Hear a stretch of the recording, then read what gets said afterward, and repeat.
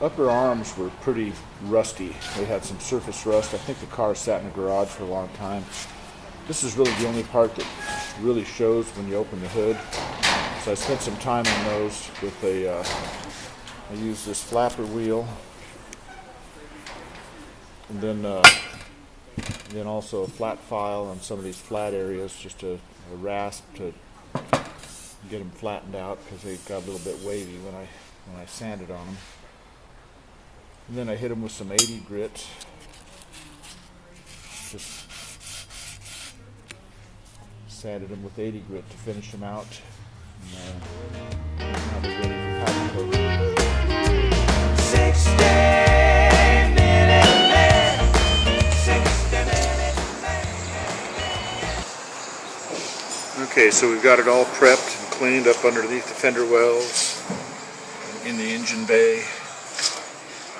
Here's all the suspension parts, powder coated. Ready for my man Alex to put it together. Play by play. Girls, I'm telling you now, they call me Loving Dame.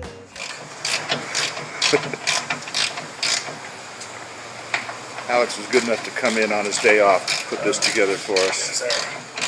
He didn't want to leave us hanging. Rode them all night long, I'm a 60-minute man. So I got the trans out, cleaning up the bell housing, cleaned it in the solvent tank, found a crack here, right in here. So it goes all the way down to about here. I'm just prepping that now. Going to TIG weld that using this Scotch-Brite pad. Clean that off. I'll clean the inside too. And you can see the crack all through there. That's under the car. I'm just going to weld it up. Should be good. Come up and shake my hand. Here it is. When I let you go, you'll Kind of cry. down there. Couldn't get in there with the TIG torch very good. Long crack. Should be good. I've welded up off-road cars before. They've held up fine.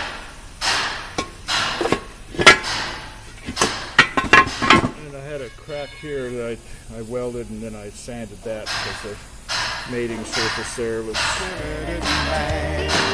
There'll be 15 minutes of kissing. I got the engine back today. Raymond over at Master Cylinder Heads on Magnolia here in El Cajon did it for us. It's 60 over, 327, numbers matching. Got the right heads, right intake. Put a little comp cams in it. The aluminum valve covers are underneath that paper. They're just wrapped around. I just got them set on there. So I sprayed the engine with some Endura. That's this stuff here. Never used it before, but I've seen some nice results with it. Two-stage 50-50 mix.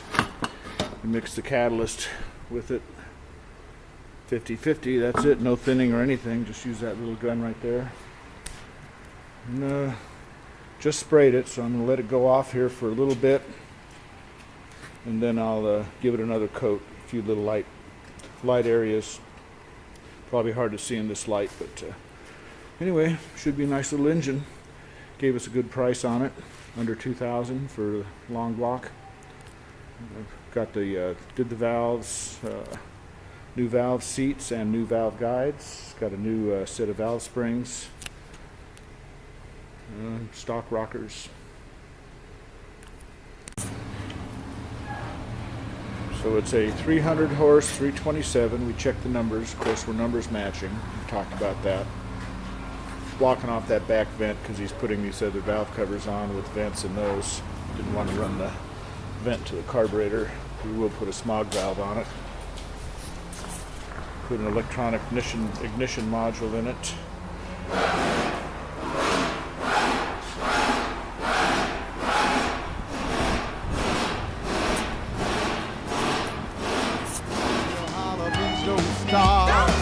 There'll be 15 minutes of teasing, 15 minutes of pleasing, 15 minutes of blowing.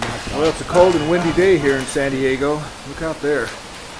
But anyway, got the motor and trans assembled. I don't usually like to put the engine and trans in together, but reading the instructions from Tremec, it looked like it was going to be so hard to put in the trans after the engine that I decided to go ahead and put them together, and I'm going to try to get it in the car this way.